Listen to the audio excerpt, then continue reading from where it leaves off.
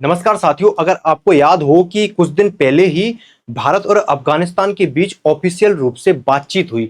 अब मैं ऐसा इसलिए कह रहा हूं क्योंकि 2021 के बाद जब से तालिबान ने अफगानिस्तान में सत्ता संभाली है, उसके बाद से ये पहली ऑफिशियल बातचीत थी भारत और अफगानिस्तान के बीच। जो हमारे विदेश मंत्री हैं जयशंकर साहब, उनके बीच और अफगानिस्तान के विदेश मंत्री हैं उनके बीच ये बातचीत हुई और ये बातचीत अच्छी रही। इसके बाद एक अपडेट निकल कर आई है कि अफगानिस्तान भी यहां पर पाकिस्तान का पानी रोकने वाला है। ऐसा क्या हुआ इन दिनों में कि अफगानिस्तान ने यहां पर फैसला किया है। इन्होंने एक स्टेटमेंट भी दिया है, वो भी मैं आपको बताऊंगा कि इन्होंने स्टेटमेंट बहुत ही तगड़ा एक बोल्ड स्टेटमेंट दिया है। और पाकिस्तान में जो पानी अफगानिस्तान की साइड से जो नदियां बहती हैं उनका जो पानी जाता है, अफगानिस्तान ने कहा है कि हम उन पर अब डैम बनाने वाले हैं।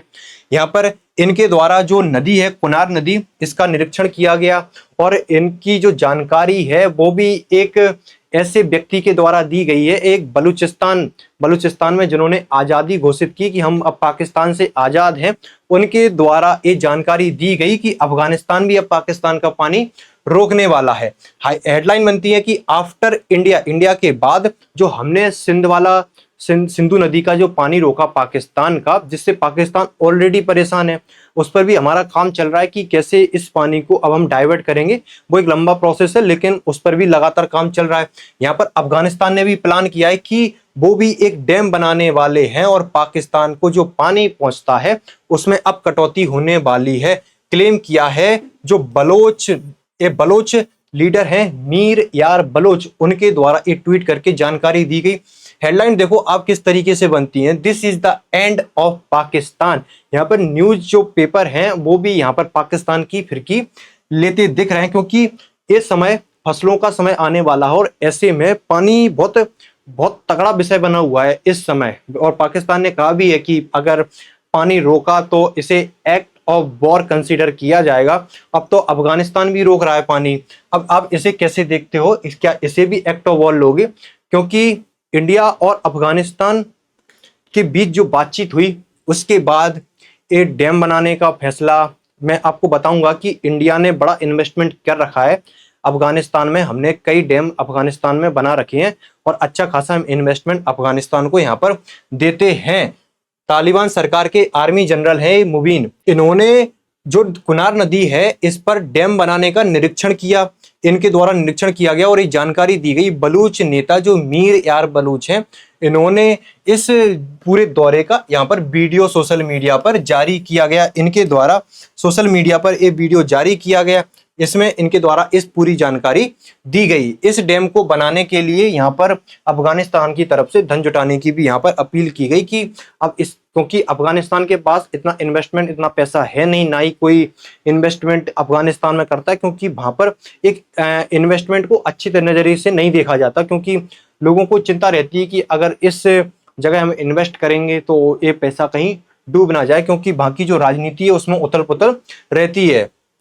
इन्होंने जो स्टेटमेंट दिया आप उसे सुनो। इन्होंने कहा कि यह पानी हमारा खून है और हम अपने खून को अपनी नसों से नहीं बहने देंगे, हमें अपने पानी को रोकना होगा, इससे हमारी बिजली की जरूरत है। अब जो पानी रोकेंगे इससे बिजली बनाएंगे और खेती के में इस्तेमाल होगा। ये जो पानी कुनार नदी पर ये जो डैम बन रहा है, इससे अफगानिस्तान, वैसे ही जो अफगानिस्तान की जमीन है उस पे एरिया बहुत कम है जहाँ पर फसल उगती हो, और एक ऊपर से पानी की भी उस क्षेत्र में कमी है, क्योंकि पानी के लिए ना ही इतने अफगानिस्तान में डैम है कि पानी को रोका जा सके और उस क्षेत्र तक पानी पहुंचाया जा सके, क्योंकि इन्वेस्टमेंट अफगानिस्तान के पास आती नहीं है और इतना पैसा अफगानिस्तान के पास है भी नहीं। जो हमने एक डैम बनाया है सलमा डैम अफगानिस्तान में, उसको भारत के समर्थन से, भारत की तकनीक से, भारत के वित्तीय जो पैसा भारत ने दिया उससे उस डैम की मैं बारे में बताऊंगा आपको। इस तरीके की अफगानिस्तान में सिचुएशन है, इसलिए अफगानिस्तान ने ये फैसला लिया है कि अब हम एक डैम बनाने वाले हैं। एक कुनार नदी है जो हिंदू कुश पर्वत अफगानिस्तान से निकलती है और ये जो काबुल नदी है उसमें मिलती है, और ये भी सिंधु नदी में जाकर मिलती है, ये वाली नदी। इसमें इन्होंने कहा कि सर्वे और डिजाइन तैयार है, बस यहाँ पर पैसा इकट्ठा करना है, इसके लिए पैसे की जरूरत होगी। हालांकि भारत ने पास्ट में भी अफगानिस्तान को मदद दी है, और अगर हम पिछले 20 साल की बात करें तो अफगानिस्तान में भारत 20,000 करोड़ का इन्वेस्टमेंट ऑलरेडी कर चुका है, और ऐसे डैम भारत पहले भी अफगानिस्तान में बना चुका है। इस तस्वीर में आप देख सकते हो 2016 की तस्वीर है, इसमें प्रधानमंत्री हैं और अफगानिस्तान में सलमा डैम, इसका इन्होंने उद्घाटन किया था, जो कि ये सलमा डैम है भारत और पाकिस्तान की जो फ्रेंडशिप है उसका एक एग्जाम्पल है। इस डैम पर लिखा भी हुआ है अफगान इंडिया फ्रेंडशिप डैम, जो कि अब कंप्लीट है, बना हुआ है। इससे अफगानिस्तान के लोगों को पानी मिलता है, बिजली मिलता है, और सिंचाई के बहुत सारे क्षेत्र पर इस डैम की मदद से सिंचाई भी होती है। ये सैटेलाइट इमेज है उस डैम की, जिसमें इस डैम को आप देख सकते हो कि ये यहाँ पर पानी को स्टोर किया गया है और ये पूरा डैम है। इस तरीके से सैटेलाइट इमेज में आप देख सकते हो। भाई पाकिस्तान में पानी का एक तो टेंशन अफगानिस्तान से, अब अफगानिस्तान से भी पानी बंद होने वाला है। दूसरा, India already Indus water treaty को यहाँ पर रद्द कर चुका है। जो इन्होंने कहा था ना सीज फायर, जो विक्ट्री की बना रहे हैं कि हम युद्ध जीते हैं, अगर सीज फायर तुम्हारी शर्तों पर हुआ होता तो जो इंडस वाटर ट्रीटी हमने रद्द की है तो उसे क्यों दोबारा बहाल नहीं करा पाए आप? अगर आपकी शर्तों पर सीज फायर हुआ है ना, तो ये अपनी जो इमेज है वो अपनी जनता के मन में बनाने लगे हुए हैं कि पाकिस्तान युद्ध जीता हुआ है, यानी कि 11 एयरबेस तबाह करके ये युद्ध जीते हैं। किस तरीके का युद्ध जीत है ये समझ अभी तक किसी पूरी दुनिया को समझ नहीं आया। बाकी इन जो चार इनके नेता हैं कुछ, इन लोगों को समझ में आया कि हम जीत चुके हैं। अगर सीज फायर तुम्हारी शर्तों पर हुआ है तो अभी भी इंडस वाटर ट्रीटी है वो रद्द क्यों है? भारत इंडस वाटर ट्रीटी को पहले ही बता चुका है कि ये रद्द ही है और रद्द ही रहेगी। ये पाकिस्तान में वाटर क्राइसिस को लेकर सिंध, जो इंडस वाटर ट्रीटी, जो इंडस नदी का पानी पहुंचता है सिंधु नदी का, जो कि जो सिंध वाला क्षेत्र है वो इस पानी पर बहुत ज्यादा डिपेंड है।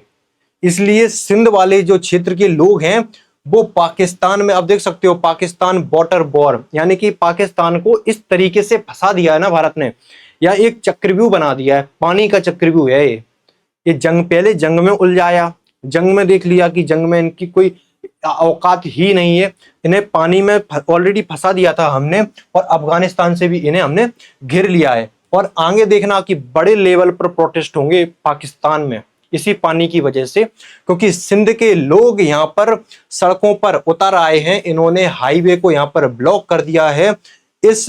इस जो पाकिस्तान में जो आंदोलन कर रहे हैं सिंध के लोग, इन ऑलरेडी इसमें 2 लोगों की अभी तक डेथ हो चुकी है, और इन्होंने एक नेता, यानी कि जो इनके मिनिस्टर हैं, जो पंजाब वाले क्षेत्र में एक नेता हैं, उनके मिनिस्टर के हाउस पर यहाँ पर तोड़फोड़ कर दी। यहाँ पर किन्होंने, जो सिंध वाले क्षेत्र के लोग हैं उन्होंने यहाँ पर तोड़फोड़ कर दी, क्योंकि जो पाकिस्तान में सिंधु नदी से पानी पहुंचता है सिंध वाले क्षेत्र में। अब पाकिस्तान क्या कर रहा है, जो पंजाब वाला प्रांत है वहां पर 6 नहरें बना रहा है, यानी कि पानी को डाइवर्ट करने वाला है। अगर ये पानी डाइवर्ट होता है तो सिंध के लोगों के पास ऑलरेडी पानी की कमी है, और जो सिंध की जमीन है उस पर बिना पानी के खेती हो ही नहीं सकती, क्योंकि उस जमीन पर पानी है ही नहीं, यानी कि वो इसी पानी पर डिपेंड है। और अगर पाकिस्तान 6 नहरें बनाता है, इससे पंजाब वाला, और इनका फोकस पूरे पंजाब वाले क्षेत्र पर ही रहता है। अगर आप पूरी इनकी जो राजनीति समझोगे तो इनकी पूरी जो सत्ता है, राजनीति है, वो पंजाब से ही चलती है, क्योंकि सिंध से भी इनकी नहीं बनती। सिंध वाले लोगों ने भी अलग पाकिस्तान की, अलग देश की मांग कर दी, यहाँ पर सिंध देश की मांग कर दी इन्होंने। और यहाँ पर बलूचिस्तान के लोगों ने तो आज़ादी घोषित कर ही दी है कि हम तो आज़ाद हैं। उधर खैबर पख्तूनख्वा वाले लोग जो अफगानिस्तान से प्रेरित हैं वो भी, तो यानी कि इनके पास बचा खुचा जो है वो है पंजाब वाला क्षेत्र। इसके लिए ये 6 नहरें बनाने वाले हैं, जिससे सिंध का पानी ये डाइवर्ट करेंगे, और सिंध के लोग जो होता है उनके साथ होता रहे। तो सिंध के लोग बड़ा मैसिव लेवल पर प्रोटेस्ट कर रहे हैं, और बड़ा ही पाकिस्तान इस समय बहुत ही पानी के ऐसे चक्रव्यूह में फंस चुका है। अब ये कैसे निकलता है इसकी अब ये संभव है नहीं। अब लगता है कि अफगानिस्तान और पाकिस्तान के बीच यहाँ पर अगर इसी तरीके से अफगानिस्तान अड़ा रहा कि हम डैम बनाएंगे, पानी रोकेंगे, तो हो सकता है कि अफगानिस्तान और पाकिस्तान के बीच झड़प हो जाए, क्योंकि भारत के साथ तो झड़प हो चुकी है, जिसमें इसे समझ आ गया कि भारत के साथ अगर और उलझे तो जो 11 एयरबेस हैं जो तबाह हुए हैं, जो भारत न्यूक्लियर रिएक्टर तक पहुंच गया था, जो कमांड सेंटर हैं, बहुत ज़्यादा दिक्कत हो जाएगी। ये अगर भारत से यहाँ पर उलझते हैं तो ये अफगानिस्तान से हो सकता है कि उलझ जाए, क्योंकि अफगानिस्तान के की जो मिलिट्री पावर है वो शायद पाकिस्तान को यहाँ कंप्लीट ना कर पाए, लेकिन अफगानिस्तान भी यहाँ पर पाकिस्तान को फुल ऑन रिप्लाई दे रहा है। ये थी अपडेट जिसमें अफगानिस्तान में जो इस समय चल रहा है कि ऑफिशियल रूप से जो भारत और अफगानिस्तान के बीच बातचीत हुई और उसके बाद ये बड़ा डिसीजन आना, क्या इसके पीछे भारत का हाथ हो सकता है? तो ये इसके पीछे की कोई ऑफिशियल जानकारी है नहीं, और पीछे क्या बैकग्राउंड में चल रहा है ये जियोपॉलिटिक्स और डिप्लोमेटिक तरीके से ये चीजें बाहर एकदम से जल्दी नहीं आती, लेकिन पीछे बैकग्राउंड में क्या चल रहा है ये शायद कोई अभी ना बता पाए। लेकिन कुछ तो ऐसा हुआ है कि बात करने के बाद अफगानिस्तान एकदम से कैसे इस चीज के लिए, और इस चीज की जानकारी भी कौन दे रहा है, इस चीज की जानकारी बलूचिस्तान के द्वारा दी जा रही है। तो ये सिचुएशन बहुत ही क्रिटिकल बनी हुई है पाकिस्तान के लिए।